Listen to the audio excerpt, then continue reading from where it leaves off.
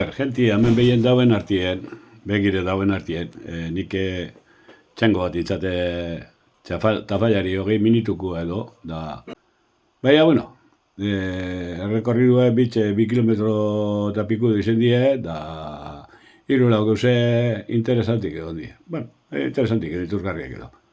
Ba, zinaz, hemen txistulari pasilekuen, eta hemen di pasete, gero, ba,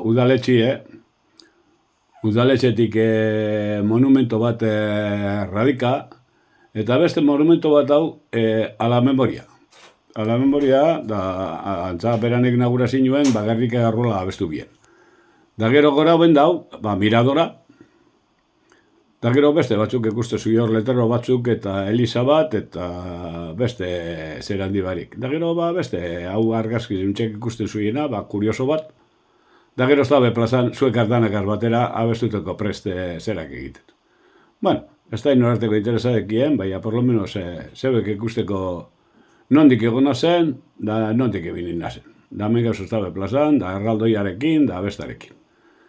Bueno, ahordeko zuie, ba, inore interesipabeko, jakitzeko.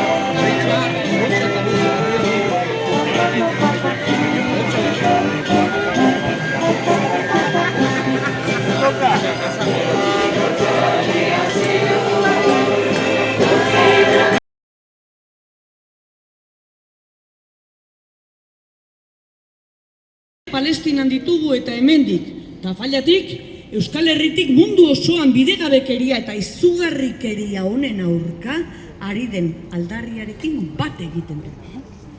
Palestinako herriaren eskubide legitimoekin bat eginez, hemen bildu garen Euskal Herritarrok ere adierazten dugu ez dugula onartuko Palestinako herriaren errekonozimendua eta Israelen okupazioaren amaiera ez den beste soluziorik. Eta irmo adierazten dugu, behar den guztietan jarraituko dugula salatzen Israelen bihotz gabeko gerra politika sionista, genozida eta berarekin bat egiten duen ororen konplizitatea.